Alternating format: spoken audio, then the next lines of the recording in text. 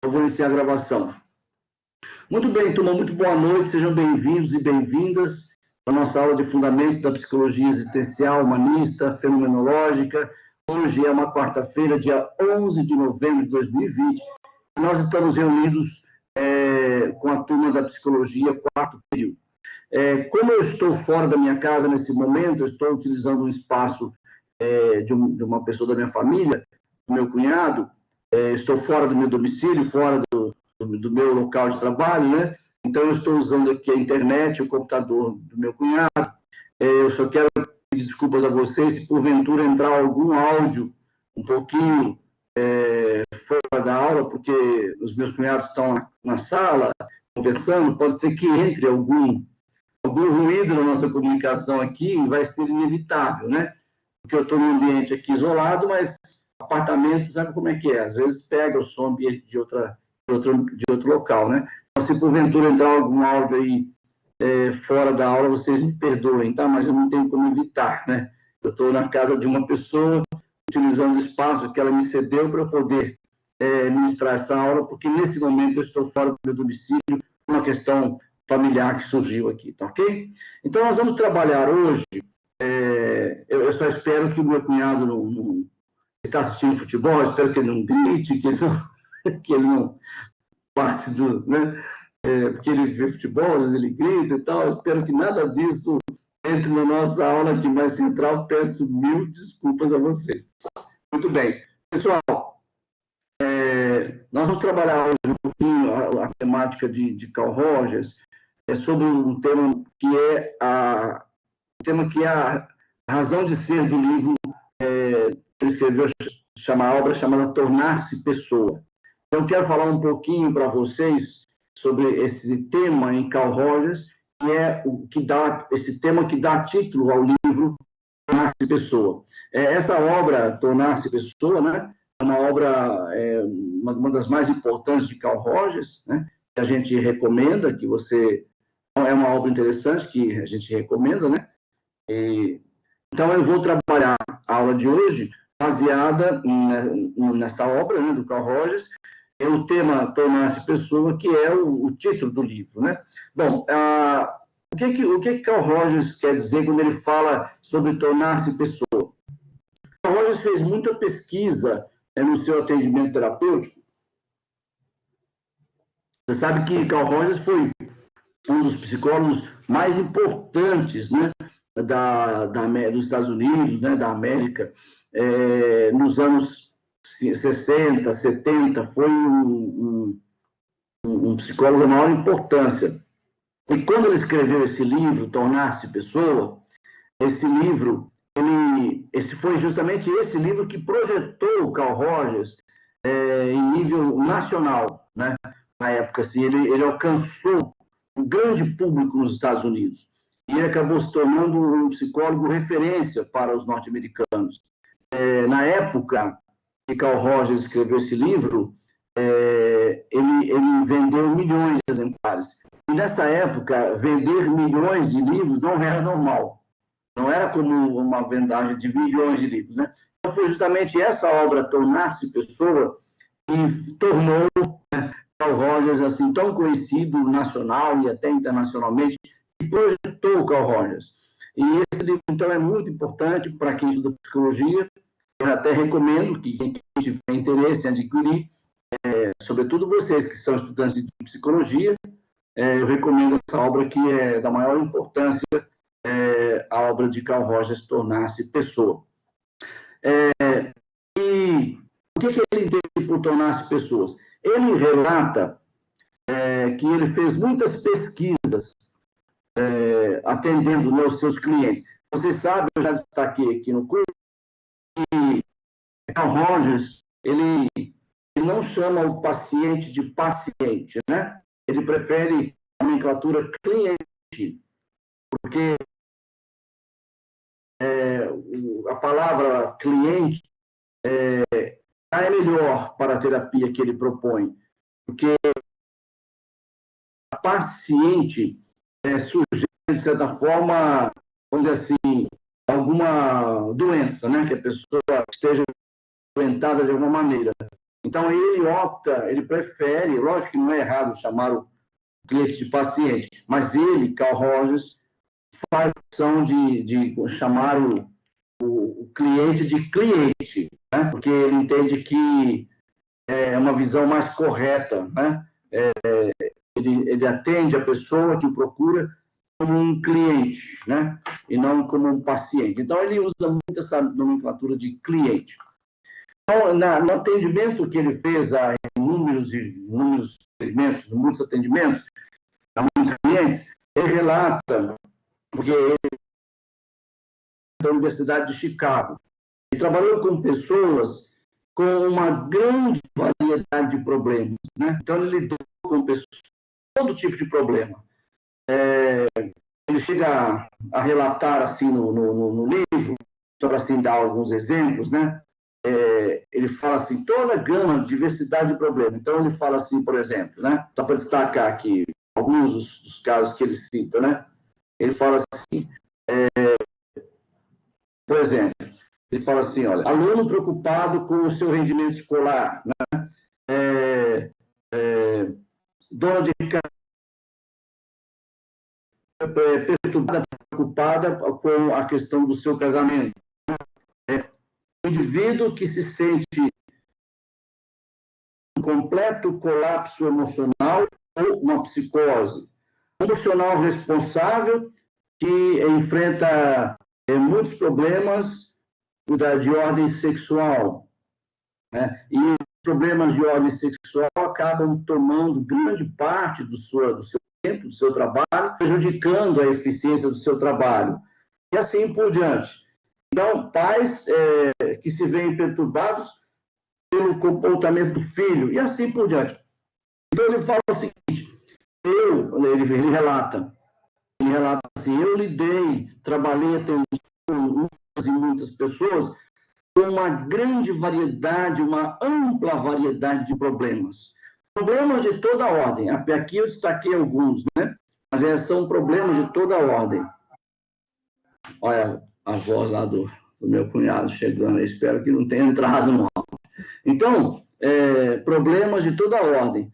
Mas aí, ele fala o seguinte, apesar dessa grande variedade de problemas, ele concluiu, após anos de pesquisa e anos de atendimento terapêutico, ele concluiu que por trás dessa grande variedade de problemas, essa grande complexidade de problemas, ele concluiu que haveria talvez somente um problema básico, um problema fundamental.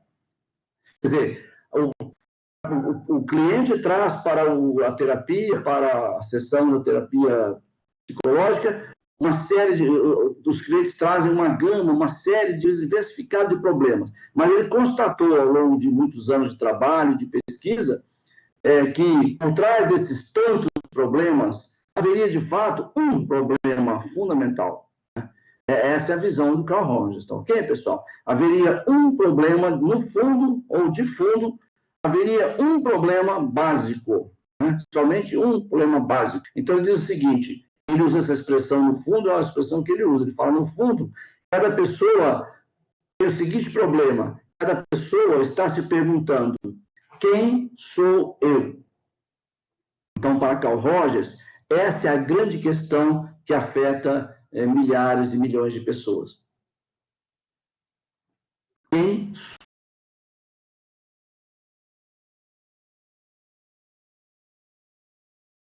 Como eu posso entrar em contato com o meu eu real, que subjaz, ou que é subjacente a todo o meu comportamento superficial?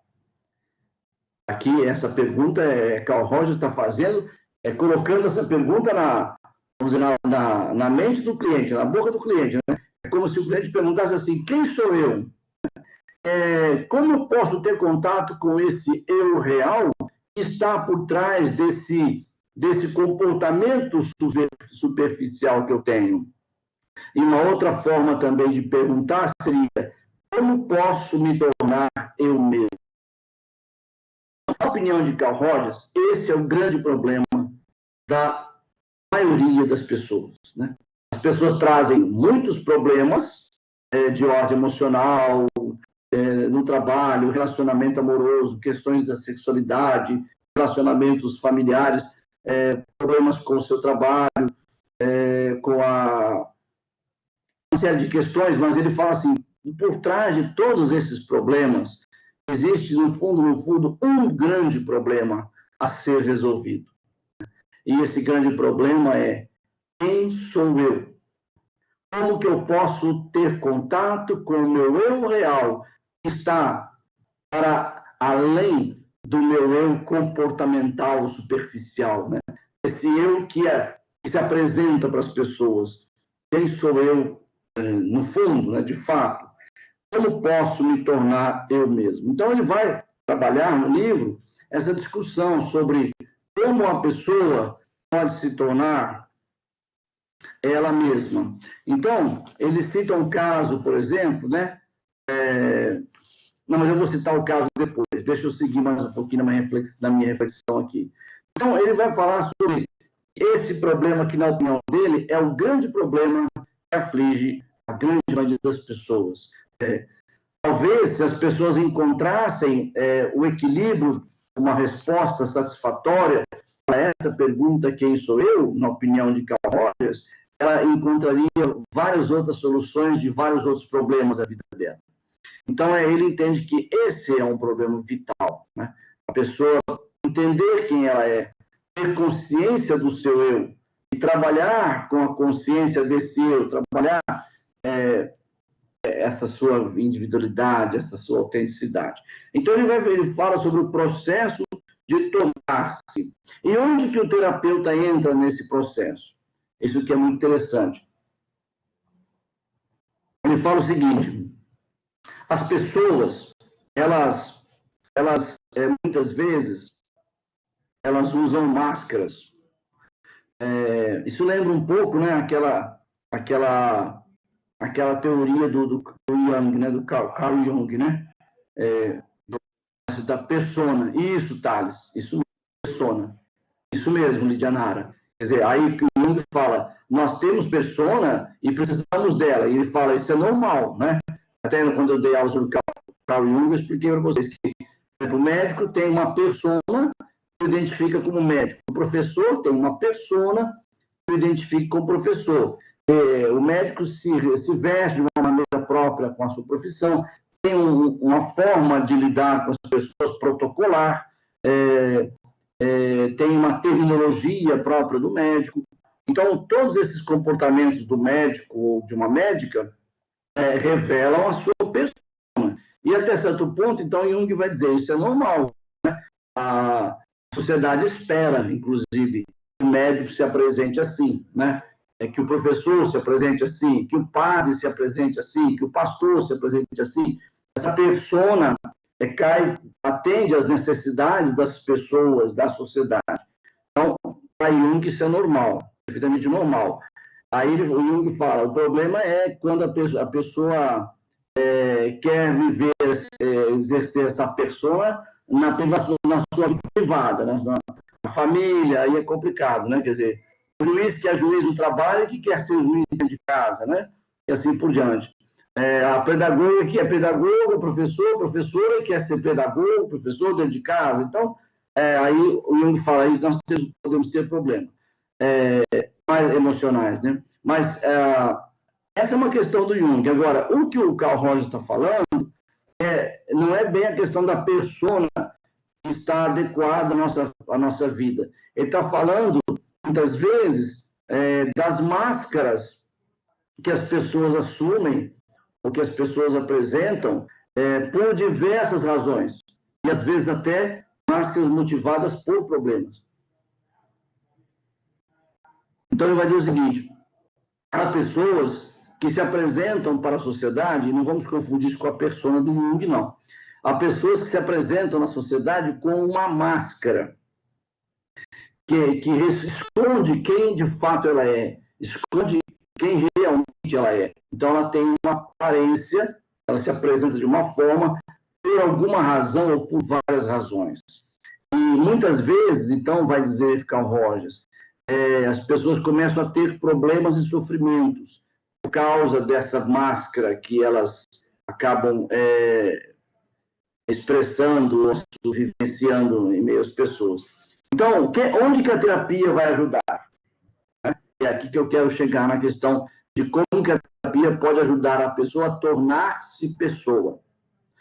É claro que tudo que eu estou falando aqui é baseado em Carl Rogers, né?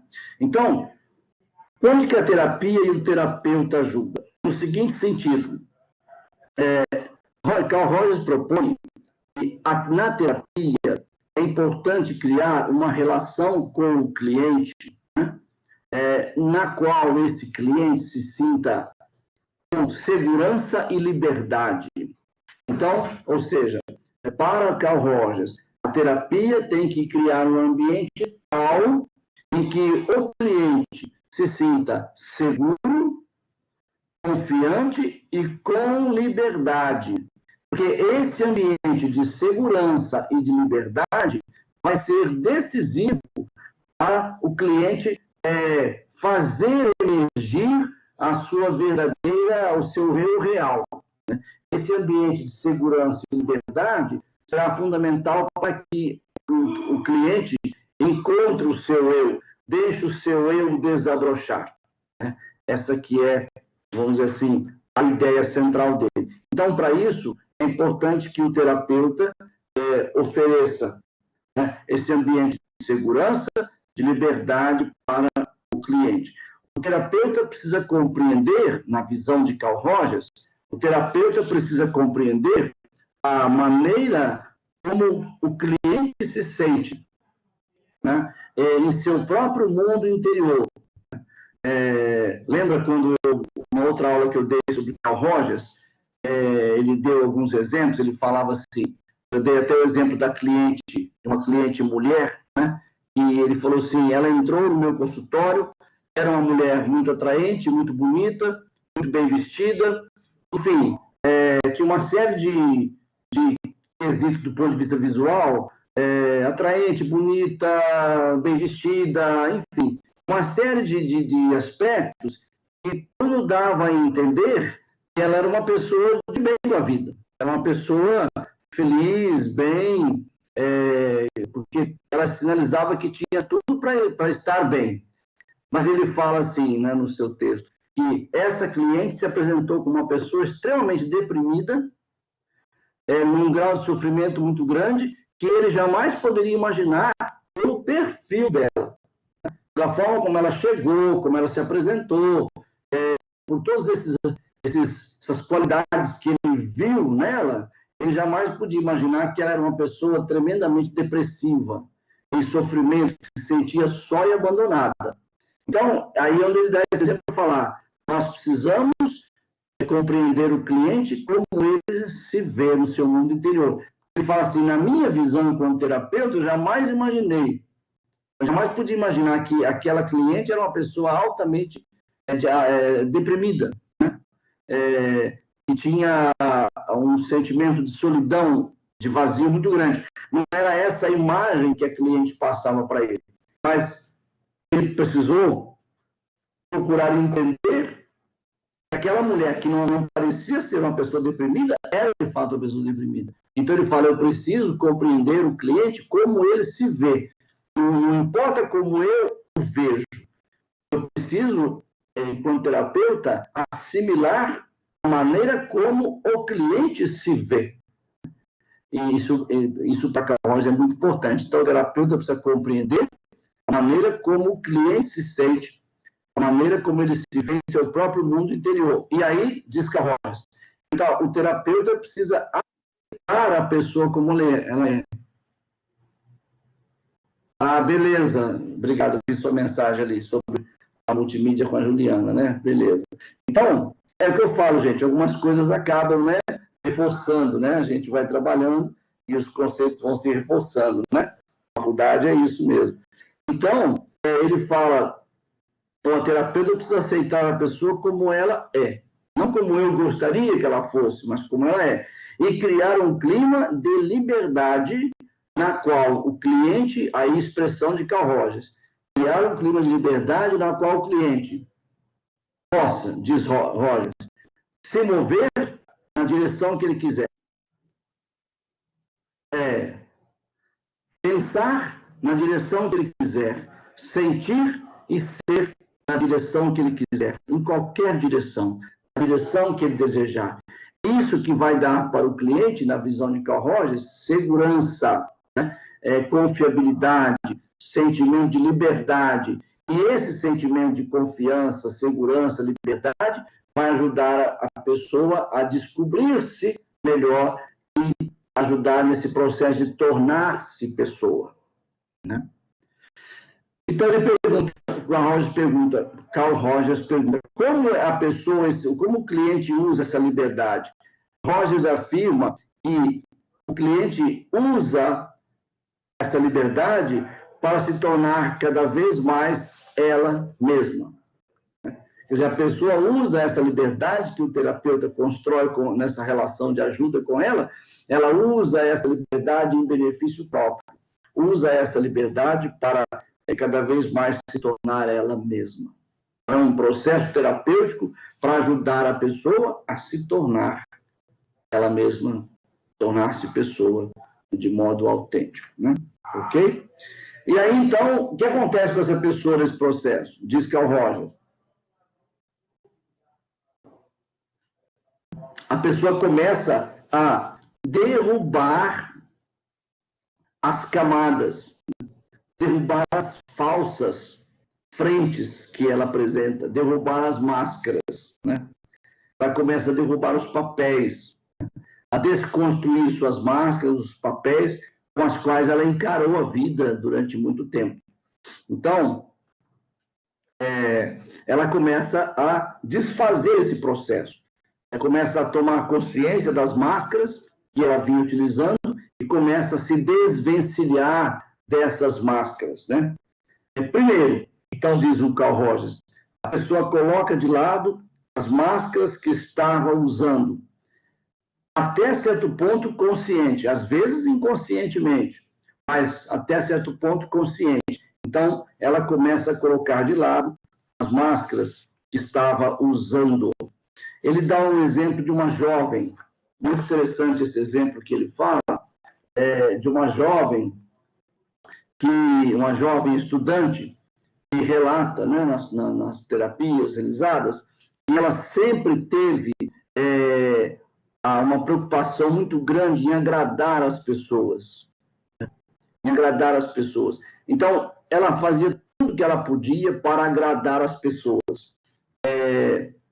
Ela até defendia ideias e defendia convicções que muitas vezes nem eram delas, não eram ideias dela, nem convicções dela. Ela chega no relato dela, né, que o Carl Rogers coloca na obra. Eu nem sei se eu tenho algumas convicções para defender, a moça fala, mas ela chegava a defender convicções, ideias que não eram delas mesmas, mas eram ideias de outras pessoas que ela defendia para agradar as pessoas. Então, às vezes, defendia convicções de terceiros, defendia ideias de terceiros. Para quê? Para agradar terceiros. Então, Carl Rogers diz o seguinte, é muito provável que essa cliente assimilou essa postura em casa, né?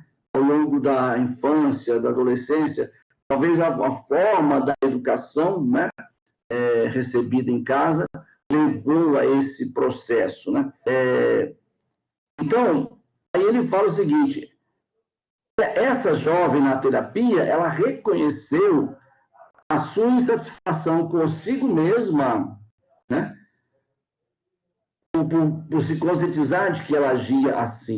E ela, então, reconheceu a sua insatisfação e procurou saber quem de fato ela era.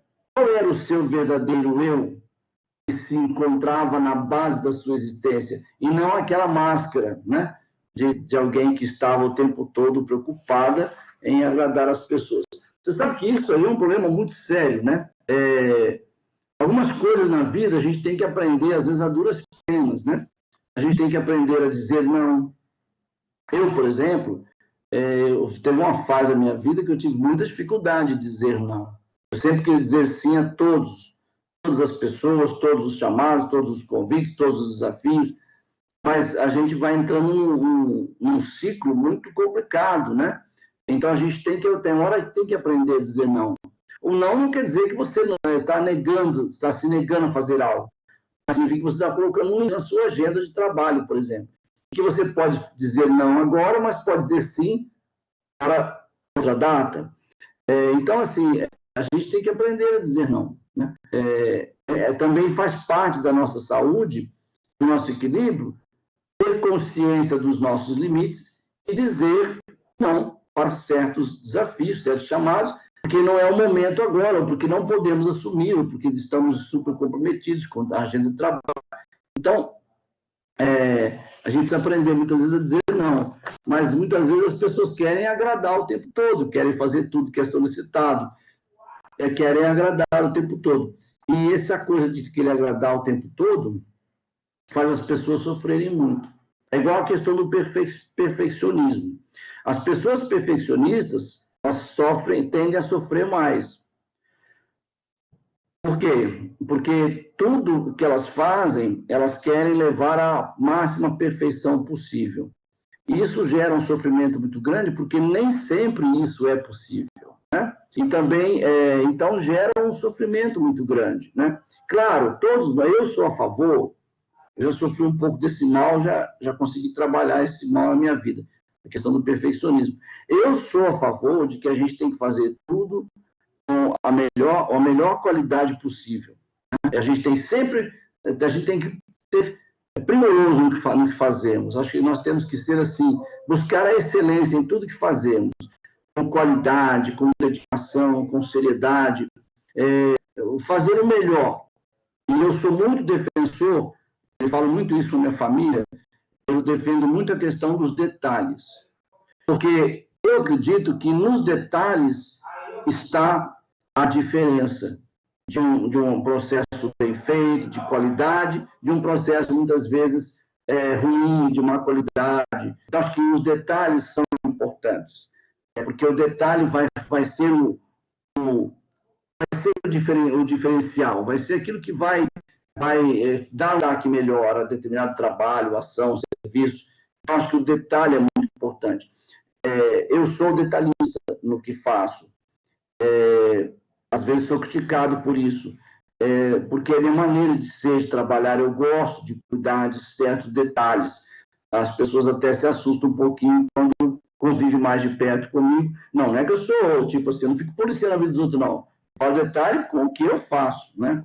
Na minha casa, na minha família, no meu trabalho e tal. Mas a gente tem que tomar esse cuidado que, às vezes, a gente quer o perfeccionismo, dar o tempo todo, quer fazer tudo, levar tudo à perfeição. Só que isso a gente sofre muito porque a perfeição, a gente tem que fazer o melhor possível. Mas, às vezes, o melhor possível é bom, mas não chega a ser perfeito.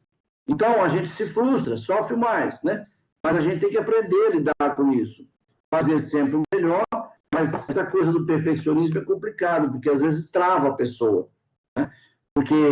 Às vezes porque ela não está conseguindo fazer no nível da perfeição que ela queria, então ela não faz, né? Em vez de ela produzir, dela evoluir, ela fica travada porque ela só quer fazer se for na perfeição. E às vezes aquilo impede de fazer, então ela vai ficando obstruída, não fazendo e tal. Então a gente tem que aprender também a lidar com as alternativas, né? Hoje está acontecendo aqui um fato comigo que exemplifica isso. Eu estou fora do meu domicílio, quem chegou desde o início da aula sabe da história, né? Quem chegou atrasado não está sabendo. Mas eu estou fora do meu domicílio, né?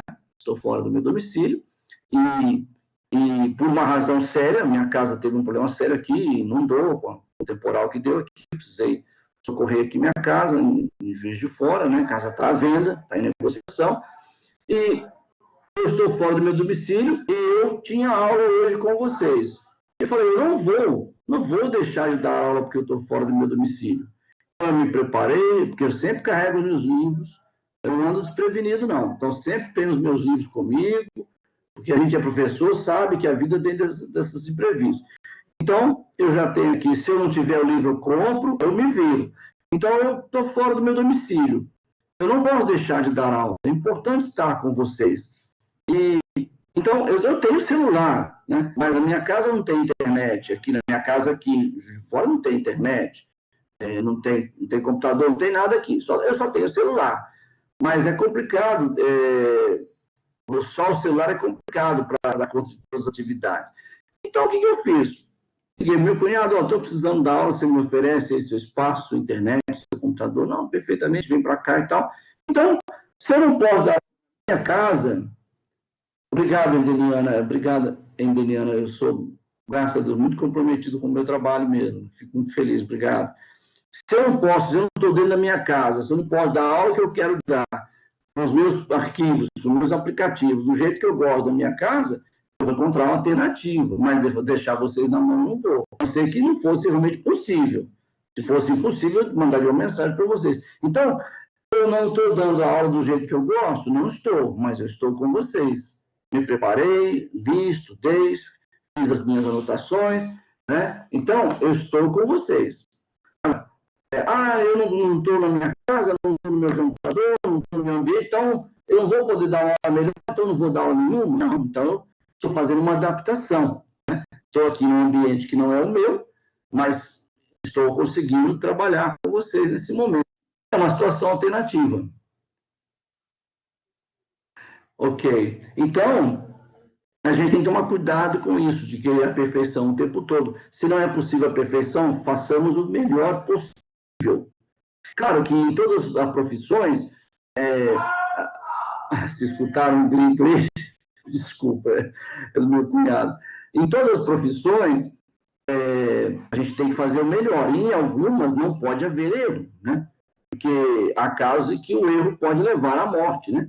Há casos em que o erro pode levar à morte, o erro pode ser fatal, né? Isso depende das profissões. A gente sempre tem que procurar fazer o melhor. Não desse... ok, Matheus, obrigado. É meu cunhado que está vendo futebol e dá uns gritos lá. Eu até fechei a janela aqui para ver se corta um pouquinho. Então, eu entendo assim, igual o caso que ele cita dessa moça aqui, na sua experiência, né, o Carl Rogers. Ela vivia o tempo todo preocupada em agradar as pessoas. Quer dizer, então, ela não vivia uma vida autêntica. Ela estava o tempo todo preocupada em agradar as pessoas. Então, ela passou a ter problema sério, porque ela já não se encontrava mais. Ela já não sabia mais quem era ela. Porque o grande lance da vida dela era sempre estar agradando a... E isso é um problema, é a máscara. Isso é um problema, exato. Isso é um problema que traz a pessoa sofre com isso, porque ela começa a não ser, viver de forma autêntica e não dá para viver assim, né? Por exemplo, eu entendo que quando a gente faz o nosso trabalho bem feito, claro que seremos criticados também, claro, né? E devemos acolher as críticas, mas nós não devemos ficar preocupados em agradar a todos. É óbvio que alguém não vai ficar satisfeito com um aspecto ou outro. É claro que nós não vamos conseguir agradar a todos. Então, que recebamos as críticas, saibamos trabalhar com ela, façamos da crítica uma oportunidade de melhorarmos, de crescermos, mas sem neura, sem medo, sem desespero, sem preocupação. Não agradei todo mundo. Não vai agradar. Tem sempre alguém que vai discordar ou vai desagradar do seu método de trabalhar, de fazer as coisas. O importante é que nós façamos bem feito, façamos com honestidade, com seriedade, e que tenhamos consciência do que estamos fazendo. Eu, por exemplo, além de ser professor, eu sou o pastor da Igreja Metodista.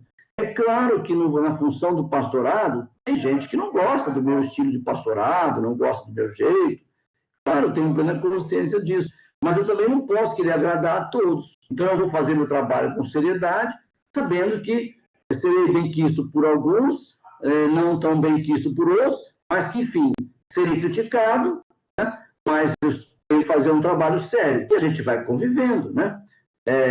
Por exemplo, eu sempre tive uma atuação política muito intensa. Eu nunca fui um pastor alienado politicamente. Eu sempre atuei politicamente nas cidades por onde passei, né? Sempre atuei politicamente. Nunca fui candidato político, nunca fui candidato a cargo político, mas sempre tive uma atuação política. por todas as cidades onde... Exatamente, Felipe, é isso mesmo. Em Cristo agradou a todos. Eu sempre tive uma atuação política nas cidades onde passei, trabalhei, pastoreei. E isso, muitas vezes, era muito mal visto por algumas pessoas. Entendiam mal a minha atuação, achavam que eu tinha interesses partidários, interesses políticos, queria me promover politicamente. Nada disso, é uma questão de convicções que eu tenho, convicções religiosas, teológicas, políticas. Então, eu sei que ao fazer isso, eu desagrado muita gente, mas eu tenho que trabalhar com as minhas convicções, e não querer agradar a todos. Então, esse caso do Carl Rogers aqui, ele fala, a jovem queria agradar a todos. Então, a terapia ajudou essa jovem a se desvencilhar dessa máscara, dessas falsas frentes que ele chama, para ela poder encontrar o seu eu verdadeiro e ter mais paz. Isso é muito importante. Então, a terapia, no entendimento de Rogers, ajuda a pessoa a tornar-se cada vez mais, a tornar-se pessoa, né? Que esse é o grande objetivo que ele coloca, né? Então, ok? Bom, um aspecto também que ele aborda, muito interessante também, é a questão dessa tentativa de descobrir o seu próprio eu. Então, ele fala assim, o cliente tipicamente utiliza a relação para explorar, examinar os vários aspectos da sua experiência, para reconhecer e enfrentar as contradições profundas que, frequentemente, ela descobre. O cliente aprende quanto do seu comportamento, dos seus sentimentos que vivencia, o quanto de tudo isso não é real. Não sendo algo que flui das reações genuínas do seu organismo, da sua vida, mas sim uma fachada, uma frente, uma máscara, uma fachada, uma frente, atrás da qual ela está se escondendo. Então, o cliente descobre o quanto sua vida é guiada por aquilo que pensa que ele deveria ser, e não por aquilo que de fato ele é. Então, diz Carl Rogers, frequentemente descobre que ele só existe em resposta às exigências dos outros. Olha que coisa séria. Quer dizer, a pessoa vive o tempo todo em resposta às exigências dos outros, né? E parece não ter nenhum eu próprio, né?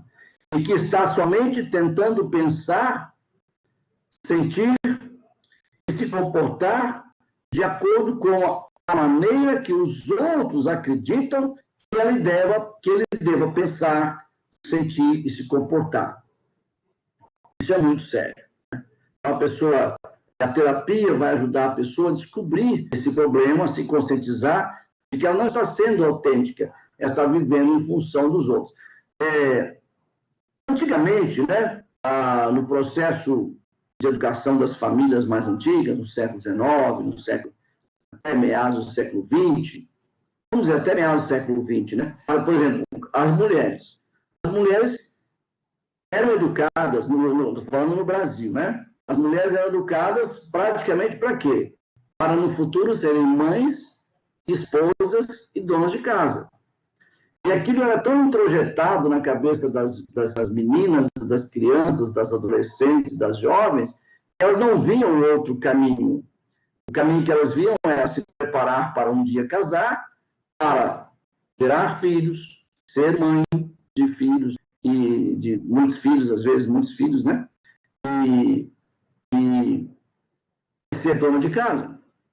Não pensava num projeto pessoal, estudar, fazer uma carreira, ter uma profissão, fazer uma faculdade. Por isso que no início dos anos do século XX, quando uma mulher se apresentava assim, era algo fora do normal. Era digno de destaque, né?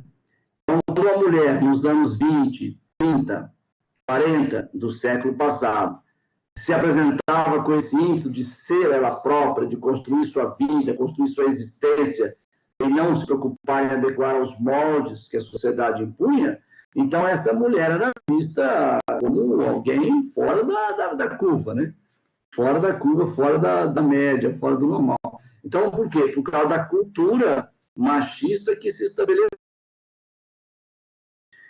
Bom, claro que ainda hoje há muitos resquícios disso, mas já melhorou bastante. Hoje, uma jovem, ela está primeiro em fazer a sua formação acadêmica, a sua formação de nível superior, sua faculdade, ter uma profissão, para ser uma mulher independente, não depender de marido, né, de companheiro. Lógico que as pessoas continuam querendo se casar, sim, não tem problema nenhum nisso, né? Mas, assim, o casamento não é o grande projeto, ou o único projeto. O casamento é um projeto dentro de uma vida que tem vários outros projetos, né? E um deles é a profissionalização, a independência financeira, como que mudou, né? Nesse aspecto, as mulheres evoluíram, né? Porque antigamente as mulheres viviam sempre em função do outro. Quem era esse outro? Enquanto era criança, era o pai, né? Os pais, e principalmente a figura paterna. Criança, adolescente, o pai. Às vezes também o irmão mais velho, que se sentia o direito de dominar, de ter autoridade sobre as irmãs, né?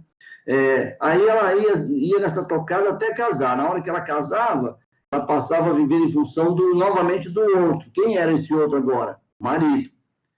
Então, quer dizer, sempre uma vida em função do outro. E esse outro sempre uma figura masculina. Então, esse é um processo que precisava passar por modificações. Nesse sentido, Simone de Beauvoir, na França, foi muito importante para ajudar a quebrar esse ciclo, né? Porque ela se apresenta... Bom, Simone de Beauvoir foi alguém totalmente, como usando a expressão que eu usei agora, por fora da curva para a época dela, né?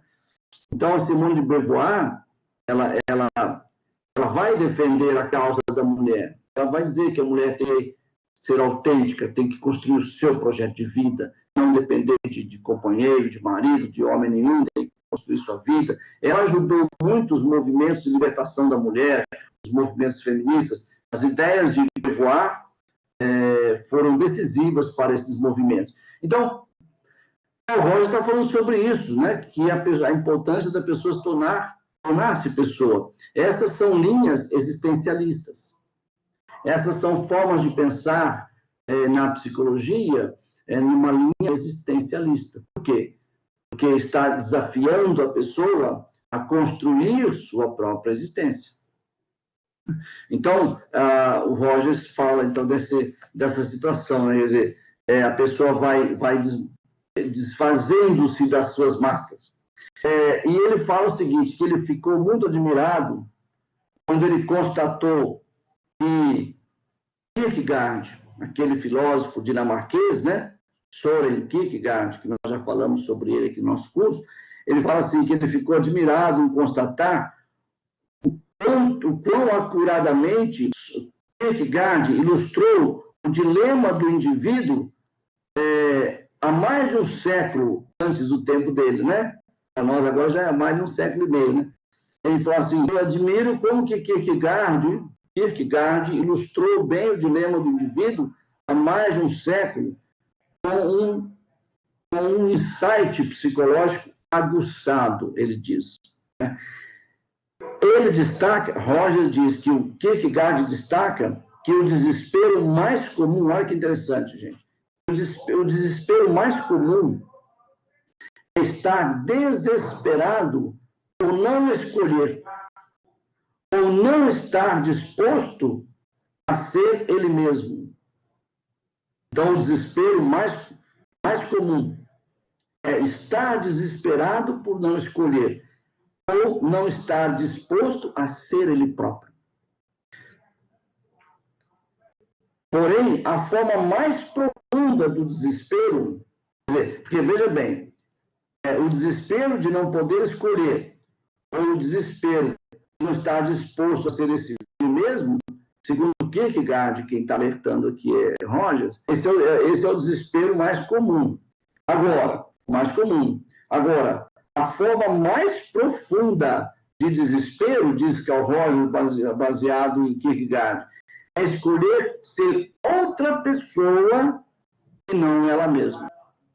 Quer dizer, escolher ser outra pessoa e não ela mesma. Quer dizer, fazer sempre o que os outros querem, o que os outros mandam, o que os outros esperam da gente.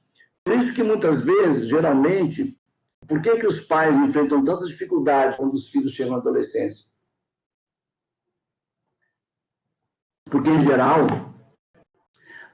enquanto a criança está na infância, ela vai acolhendo, vai assimilando tudo que os pais ensinam, educam, vai ensinando, vai assimilando, vai aprendendo e vai concordando. Quando chega a adolescência, ela começa a construção da sua personalidade já está sendo feita desde a infância, né? Mas quando chega na adolescência, que ela dá esse salto, que ela passa da infância para a adolescência, adolescer significa crescer, né? Um processo de crescimento, muitas mudanças emocionais, psicológicas, fisiológicas, hormonais, tudo muda. A vida vira um turbilhão, o adolescente vira um vulcãozinho, né, em erupção, é uma coisa incrível. Por isso as pessoas muitas vezes não entendem os adolescentes, porque o adolescente ele está numa transformação incrível, né? É uma fase de transformação total, né? E muito impactante. Então o cara começa a viver uma série de dramas, de crises, aí ele começa a aprender a pensar por si mesmo e começa a fazer diferenciação disso, daquilo, do gosto do outro. E muitas vezes ele começa a conflitar com os interesses e os gostos do pai. Eu tive um caso na minha família muito engraçado, né? Assim, eu tenho 3 filhos, né? O primeiro filho mais velho e tal. Aí o segundo filho, gente do céu, esse menino, hoje ele é um advogado, esse menino, ele gostava de tudo que eu não suporto, de tudo que eu detesto, sabe assim? De tudo que eu não tenho, de tudo com o qual eu não tenho nenhuma afinidade. Então, foi muito engraçado, assim, engraçado, mas também foi triste em muitos aspectos, né? Meu filho teve envolvimentos na adolescência totalmente contrários a tudo que eu ensinei para ele, né? Mas ele viveu a experiência dele, né? Mas foi dramático, né? Então, assim, logo na adolescência ele demonstrou interesse, gostou de funk, começou a se interessar por música funk. Eu não gosto de funk, entendeu? Então, assim, todo respeito à música, mas eu não gosto, né? Então, aí ele já gostava de funk, as roupas que ele usava. Nossa, era tudo radicalmente diferente do que eu pensava, né? Aí não, eu passei muito aperto, né? E teve coisas mais sérias, assim, na adolescência dele, problemas, os envolvimentos, assim, que não foram legais. Sofreu também, mas eu sofri muito também. Uma vez ele fugiu de casa, tive que sair procurando ele de carro, imagina. Então, passei muito aperto com esse menino. Hoje ele é um advogado, um excelente advogado, super responsável, trabalhador. Mas a adolescência foi brava, assim, passei muito aperto. E foi muito engraçado, sabe, assim, eu não tenho nada contra brinco, não, sabe? Eu não tenho nada contra homem usar brinco, não tenho. Mas ele achava que eu tinha, né? Ele não sabia que eu não tinha problema. Aí, um dia, ele apareceu com um brinco, né? Aí o mulher falou assim, o pai já viu? Ele falou, não, ainda não. Tá. Aí ele apareceu com um brinco, né? Ei, pai, tudo bem? Eu falei, não, tudo bem, beleza. Tranquilo, bonito e tal. Aí ele pôs 2. Já pôs 2, depois já pôs na outra orelha também. Então, assim, quando ele viu que eu reagi bem, que não deu problema, ele já aproveitou e colocou mais, né? Quando ele andava com brinco pra cá, brinco pra lá, ele pôs o primeiro, né? E viu como é que foi a reação do pai. Devia ter uns 14. Aí ele viu que eu reagi bem, que eu não tenho nada contra. O meu filho mais velho também usa brinco, já usou, né? Não tem nada contra, acho até bonito e tal. Eu não uso, mas não tem nada contra. Então ele veio com o primeiro brinquinho, assim, de surpresa, não pediu nada, já veio com o brinquinho na orelha. Aí, pai, tudo bem? Eu falei, não, beleza, tudo bem. Aí já aproveitei, botou o balão, já botou mais, né? Então, assim, vem testando a gente, né? Mas isso para mim não foi problema nenhum. Aliás, isso aí não foi nada perto de outras coisas que ele fez. Então, o adolescente, ele vem construindo sua personalidade, se descobrindo o seu eu. Muitas vezes, esse seu eu vai se confrontar demais com os pais, que tem uma outra visão, educou de uma forma e tal. Agora, nessa hora, nós pais temos que fazer. Eu ouço dança funk com a minha filha, já fui até embaixo da... Eu vou ler de novo, né? Ô, gente, eu não tenho... Não estou faltando com respeito com ninguém, não, tá? Só estou falando que eu passei, né? Tem aqui a mensagem aqui Eu ouço e danço funk com a minha família, minha filha, já fui até em baile de favela só para ficar junto e ver o que acontece. É isso aí. Eu não consigo fazer isso, não. Eu já fui muitas vezes em ambiente de favela, mas eu trabalho pastoral, para visitar, para atender pessoas, né? Nossa, eu não consigo me imaginar de forma alguma num baile funk. Não dá para mim, não encaixa comigo de jeito nenhum. Fico imaginando a cena, não consigo, né? Mas, enfim, né? Aí, nessa hora, aqui ela está falando que confrontei muitos os ideais da minha mãe. Acontece mesmo. Mas aí, Lidianara, o que acontece com o adolescente? Depois que ele passa essa fase turbulenta, ele está tentando encontrar o seu eu, e muitas vezes esse seu eu vai conflitar com a família. Depois que passa essa turbulência, ele se reajusta. Quando eu falo se reajusta, não é que ele vai se moldar, não, mas ele vai encontrar o equilíbrio. Geralmente o adolescente ele parte para o afrontamento, mas depois vem o equilíbrio. O equilíbrio vem gradativamente. À medida que esse adolescente vai se tornando jovem, por exemplo, você, Lidianara, você confrontou muito seus pais, no caso a mãe, você diz aqui. Com certeza hoje, com a maturidade que você já tem como jovem, inclusive universitária, hoje você já vê diferente. Hoje você continua sendo você mesmo, continua tendo os seus ideais, as suas convicções, mas você hoje já não tem mais a necessidade de confrontar a mãe. Você vai conviver com ela. Né? Eu estou lendo aqui a Deliana, sabendo que vai passar. Sim, ok. Então é isso. Agora, então o adolescente ele passa reinventando coisa nova, né? É uma adaptação. Isso mesmo. Então, o adolescente, ele passa por esse processo aqui. No caso aqui, o Carl Roger está falando já de pessoas mais maduras, que estão enfrentando a crise de não saber quem ela é. Eu estou dando um exemplo do adolescente, que é uma fase de descoberta, né? De crescimento. Agora, a adolescência é isso mesmo. Porque qual é o drama do adolescente? Ele não é mais criança, de forma nenhuma. Gente, é insuportável. Eu não suporto quando eu vejo adultos chamar o adolescente de criança. Eu fui professor de adolescente muitos anos. E, vocês, me dei muito bem. Eles confiavam em mim, gostavam de mim. A minha relação com os adolescentes, eu dei aula no colégio, foi muito legal. Eu entrei no mundo deles, usando a expressão aqui indeniana. Eu entrei no mundo deles, convivi com eles numa boa. Foi muito legal. E o que eu aprendi com isso? Que eles estão numa turbulência, na fase de transição muito grande. Eles estão crescendo, eles não são mais crianças e ainda não são adultos. Porque um adolescente, gente, ele não é adulto. Ele está, por isso que é adolescer, é crescer, passar pelo crescimento.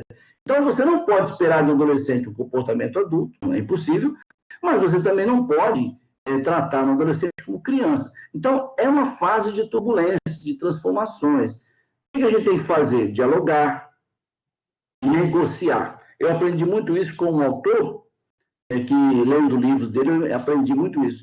Ele fala assim, com o adolescente, nós temos que aprender a negociar. O que é negociar? A gente cede, igual a Indeniana fez. Ela disse que foi lá no baile funk para conhecer, para acompanhar a filha. Estou vendo aqui a mensagem do Felipe aqui, né? Eles têm muito pique mesmo.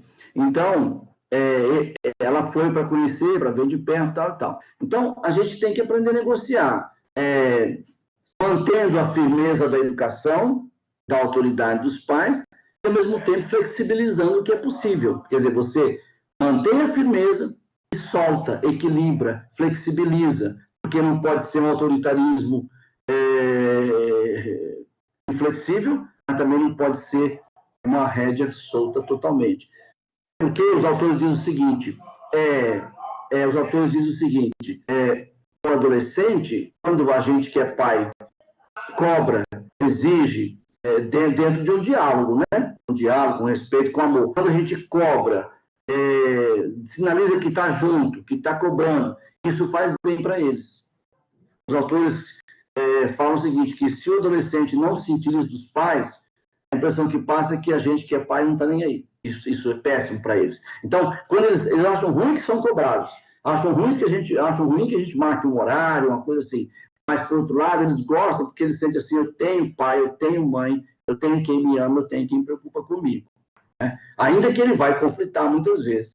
Então, a gente tem que aprender a dialogar, né? Negociar. Hoje eu tenho um filho, meu caçula, ele hoje é um moço, tem 20 anos. Foi a nossa adolescência dele também foi tranquila, mas também houve os embates. Ele começou a se afirmar como pessoa, né? Houve também os embates, mas eu fui nessa linha do diálogo e da negociação, né? Não cedo aqui, mas cedo ali. Então, vamos encontrando um equilíbrio. E até a fase passar. Então, Carl Rogers está falando sobre a pessoa adulta que precisa descobrir quem ela de fato é. Eu só dei aqui o exemplo da adolescência, que não está no assunto do Carl Rogers aqui, mas apenas para dizer o seguinte, que é isso que os adolescentes enfrentam, essa crise de descobrir quem ele é, né? Quem eu sou de fato. E aí, muitas vezes, ao descobrir ou na busca dessa descoberta, ele vai afrontar muitos pais, porque é o choque de valores, um choque de ideias, né? Então, isso faz parte da vida. Eu não concordo quando as pessoas chamam adolescente de aborrecente. Não, o adolescente é uma pessoa numa fase de transição.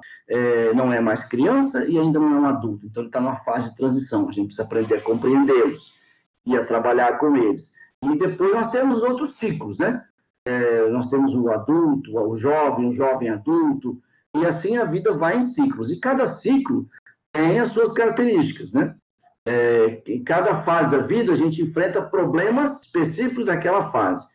À medida que a idade vai chegando, você vai enfrentando outros problemas, outras dificuldades. Agora, o tempo todo, a gente precisa ter essa consciência, quem eu sou, de fato. Então, na próxima aula, eu vou completar essa reflexão, e aí já com um PowerPoint na mão para melhorar para a gente, tá? O Carl Rogers discutindo isso. A terapia deve ajudar as pessoas a se encontrarem como pessoa, né? Quer dizer, quem eu sou de fato? Qual é o meu eu real? Para que ela possa, então, desfazer-se das máscaras que talvez ela utilizou por razões inúmeras. Essas razões podem ser família, pode ser coisa do passado.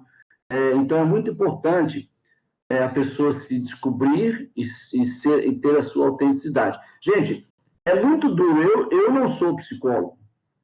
Eu já disse para vocês, vocês sabem. Mas, como pastor, eu já acompanhei muitos casos de pessoas jovens, ou mesmo adultos, que viveram muito tempo em função do outro, né? De alguém que não foi capaz de ser ela mesma, né? Eu já acompanhei vários casos assim, sobretudo no caso de mulheres que falam assim, professor, pastor, eu vivi a vida inteira em função do meu marido. Não tive projetos, não tive sonhos, não realizei nada, só realizava tudo em função do meu marido. Sempre valeu a vontade dele, o projeto dele, tudo que ele queria, eu só acompanhava. Então, você nota que a pessoa chega a uma certa fase da vida, ela fica triste, porque ela fala assim, poxa, eu não construí nada, eu não fui capaz de ser eu mesmo. Eu não estou querendo dizer com isso que o casal não tem que ser companheiro. Claro que um casal, para ser feliz, tem que estar afinado, né? Marido e mulher, para viver bem, ser feliz, tem que estar afinado nos projetos, afinados né? Na caminhada, um parceiro do outro, companheiro do outro. Sim, mas não precisa anular o outro. Né? Às vezes tem casamentos em que um anula o outro. Né? Via de regra, o homem que anula a mulher, mas tem casos também que a mulher anula o homem. Então, é isso que não pode acontecer. Você não pode privar a liberdade do outro, a individualidade do outro. Né? Tem que existir, ela tem que se expressar. Né? E isso é um dos segredos para um casamento feliz. De casamento eu entendo um pouquinho, porque eu já casei 2 vezes, acho que... casei 2 vezes, porque o meu primeiro foi um casamento que não deu certo, né? E divorciei, mas o meu segundo casamento foi tranquilo, e já de muitos anos, e graças a Deus foi tranquilo, foi bem, estamos felizes aí. Mas realmente, não pode abafar o outro, a gente tem que respeitar a individualidade do outro, né? Não permitir que o outro viva em função dos nossos projetos. Mas tem que haver parceria, tem que haver cumplicidade, senão a gente não consegue ser feliz, né? Ok? Bom, então nós estamos falando, nós continuamos.